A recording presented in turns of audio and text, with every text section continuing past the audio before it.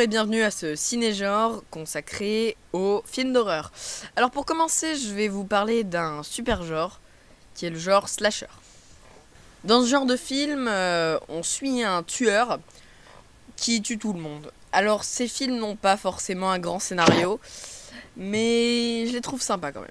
Pour faire un bon slasher, il vous faut un homme fou, qui a une arme, de préférence un couteau, et qui porte un masque. Voilà, ça y est, votre tueur est terminé. Bon, maintenant je vais vous parler des plus grands tueurs de slasher. Je vais commencer avec un tueur que tout le monde doit avoir entendu parler dans sa vie, Freddy Krueger. Le tueur qui tue dans les rêves. On retrouve bien l'arme, donc ce n'est pas un couteau mais c'est des griffes. Ensuite, on retrouve bien la folie, c'est quand même un homme qui tuait des enfants avant de se faire tuer et qui revient dans les rêves. Et on retrouve bien, pas vraiment le masque, même s'il est un peu défiguré, mais on retrouve bien un élément qui permet de le reconnaître, c'est son chapeau et son pull vert et rouge. Maintenant, je vais vous parler d'un autre tueur archi connu.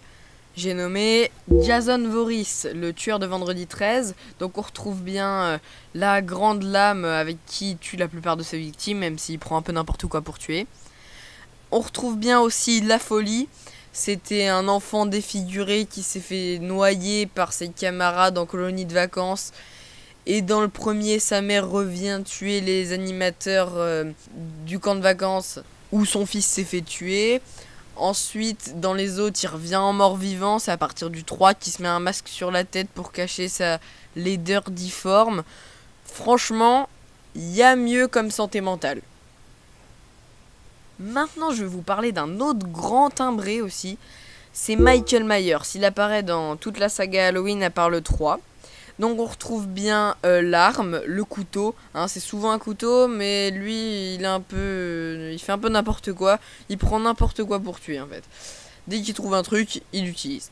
Ensuite on retrouve bien la folie, ce mec là il est pas net dans sa tête. Alors quand il était enfant il a juste tué sa grande sœur à coups de couteau. Voilà. Et on retrouve bien le masque, ce masque très énigmatique qu'on retrouve durant toute la saga, à part dans le 3 justement, où ils ont remplacé Michael Myers par une secte. Encore un autre grand tueur, Leatherface, qui apparaît dans tous les massacres à la tronçonneuse. Donc c'est adapté d'une histoire vraie, c'est un mec qui tue tout le monde avec une tronçonneuse. Donc on retrouve bien la tronçonneuse en guise d'arme. Donc il est un peu fou, déjà qu'il tue les gens avec une tronçonneuse, ça lui suffit pas. En plus, il leur découpe des morceaux de tête et il les coud, il s'en fait des masses. Donc ce mec-là, il a un gros problème. Et pour finir, donc le masque, c'est les morceaux de tête des gens. Maintenant, je vais vous montrer 4 tueurs un peu plus fun. Donc on va commencer par Chucky. On retrouve bien l'arme. Bon, il utilise un couteau, Chucky, mais c'est toujours des trucs différents. La folie, c'était un ancien tueur qui se transforme en poupée et qui tue tout le monde. Et le masque, c'est l'enveloppe corporelle de Chucky. C'est une poupée. Pour ceux qui ne sauraient pas, Chucky n'a pas toujours ressemblé à ça. Il n'a pas toujours eu des cicatrices sur le visage. Dans les 3 premiers épisodes, il ressemble à ça. Voici Ghostface. Alors tout le monde le connaît sous un autre nom, Scream, mais ce n'est pas vrai. Scream est le nom du film dans lequel Ghostface est le héros. Ghostface change à chaque fois d'identité dans les 4 Scream. L'arme, le couteau, la folie, il tue des gens, et le masque qu'il porte dans chaque film. Maintenant, je vais vous parler d'un tueur un petit peu moins connu, c'est le tueur au crochet de Souviens-toi l'été dernier. Il est parodié avec Ghostface dans Scary Movie. On retrouve bien sûr le crochet, la folie, le mec est totalement barge, il tue des adolescents avec un crochet parce qu'ils ont renversé un mec.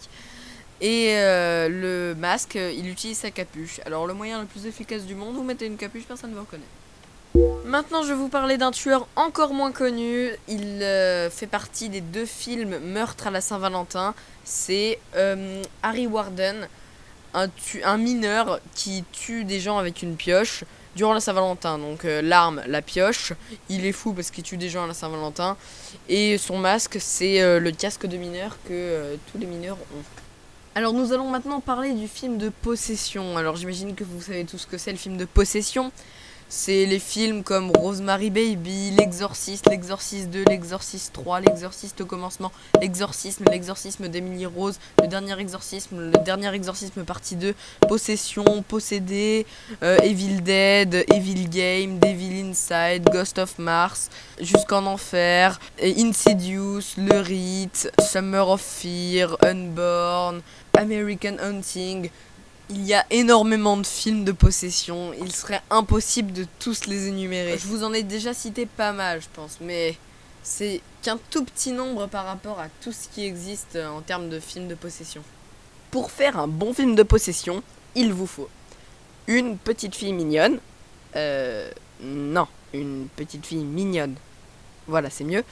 Ensuite, il vous faut un démon au nom totalement improbable.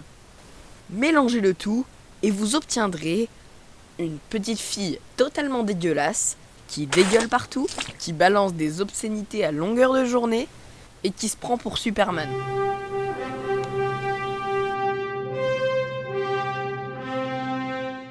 Bon, l'avantage, c'est qu'on n'a pas besoin d'air conditionné. Parce qu'elle fait du froid, quoi. Pas drôle. Maintenant, nous allons parler du film de zombies. Voilà. Le film de zombies, qu'est-ce que c'est ? C'est un film dans un univers post-apocalyptique où il y a un groupe de survivants qui essayent de survivre face à une armée de zombies déchaînés. Voilà ce que c'est le film de zombies. Le créateur, entre guillemets, pour moi, c'est Romero. Je pense que pour tout le monde, c'est Romero, mais c'est pas lui qui a vraiment fait le premier film de zombies. Donc il a vraiment lancé ce genre avec La Nuit des Morts Vivants, suivi de Zombies, du Jour des Morts Vivants. Et aujourd'hui, ce qu'il fait, c'est un petit peu moins intéressant. Il fait Land of the Dead, Diary of the Dead, des choses comme ça. Je dis que c'est moins intéressant. C'est quand même des bons films, faut pas exagérer, mais ça vaut pas La Nuit des Morts Vivants, Zombies ou encore Le Jour des Morts Vivants. Très peu de films de zombies sortent au cinéma. C'est surtout de la sortie direct ou DVD. C'est-à-dire que les films ne sortent pas au cinéma, mais directement en DVD. Il n'y a que les vrais gros blockbusters qui sortent au cinéma. Je peux vous donner quelques exemples. Shaun of the Dead, Bienvenue à Zombieland, World War Z, L'Armée des Morts ou encore Warm Bodies. Bon, maintenant je vais parler des remakes. Alors, il y a deux catégories de remakes. Enfin, moi je vais les mettre en deux catégories. Je vais mettre les remakes américains de films américains et les remakes américains de films étrangers. Donc on va commencer tout de suite avec les remakes de films américains. Dans les remakes de films américains, on trouve tout d'abord Freddy les Griffes de la Nuit, qui est un très mauvais remake. Franchement, rien ne vaut l'original. Même l'acteur est pas convaincant du tout. Donc ensuite, on a Halloween de Rob Zombie. Je sais qu'il y a eu énormément de fans de ce film, mais rien ne vaut un Halloween original. Le premier de Carpenter, par exemple, il est bien mieux. Je dirais pas que c'est un mauvais film, mais bon. Alors par contre, Halloween 2, lui, il est vraiment nul. Toujours de Rob Zombie. Et quand même, dans le film, on arrive à voir ceci. Comment une princesse et une licorne peuvent arriver dans un film d'horreur ? Va falloir m'expliquer. Ensuite, on a Vendredi 13, le remake qui n'a strictement aucun intérêt. Je vais pas m'éterniser là-dessus. Nous avons aussi Amityville. Pour tout vous dire, je l'ai pas vu, donc je peux pas vous dire. Ensuite, on a L'Armée des Morts, donc le remake par Zack Snyder, le réalisateur de 300 et de Watchmen. Le remake de La Nuit des Morts Vivants, de George Romero, donc c'est un remake de Romero. Ensuite, on a Fright Night, le remake de Vampire, vous avez dit Vampire. Il était pas si mal. Moi, j'ai pas trouvé trop de défauts, j'ai trouvé ça pas mal. Et ensuite, en dernier, vous savez peut-être pas, La Colline à des yeux de Alexandre Aja est un remake d'un vieux film. Alors, un très bon remake, d'ailleurs mieux que l'original. Et le vieux est de Wes Craven, un maître de l'horreur qui a réalisé notamment Scream. On passe maintenant au remake américain de films étrangers. Alors on commence tout de suite avec Le Cercle, remake du film japonais Ring. Laisse-moi entrer, qui est le remake du film suédois Morse. Un remake que beaucoup de personnes ont trouvé mauvais, que j'ai pas trouvé si mauvais que ça. On a aussi The Grudge, qui est en réalité un remake d'un film japonais qui se nomme Ju-on. Alors je sais pas si je prononce très bien, je pense pas. C'est le réalisateur de Ring justement. Le remake américain est fait par le même réalisateur que le film original japonais. On a ensuite The Grudge 2 américain et The Grudge 2 japonais qui sont par le même réalisateur. Après, on a En quarantaine qui est le remake de Rec, ce très bon film espagnol qui a donné lieu à un remake pitoyable. The High qui est le remake de The High. C'est très original. The High qui est un film japonais. Et l'autre The High c'est un film américain. Enfin, je sais pas si vous me suivez. Non, c'est pas grave. Bon, tant pis. Ensuite, on a Darkwater qui est un remake d'un film japonais toujours. Alors là, on va passer à un truc très spécial. Donc c'est pas remake américain de films étrangers, c'est remake étranger de films américains. C'est presque jamais arrivé. Ce film, c'est Paranormal Activity Tokyo Night. C'est Paranormal Activity à Tokyo. Voilà, tout simplement. On fait un film pourri, il faut le refaire à Tokyo. C'est obligé. On fait de la merde, vaut mieux faire doublement de la merde. Bon, c'est déjà l'heure de se quitter. Je sais que j'ai oublié plein de genres de films d'horreur, comme les films gore, les films de maison hantée. Vous inquiétez pas, je reviendrai sûrement pour une partie 2. En attendant, je vous dis bon visionnage de films d'horreur et à la prochaine!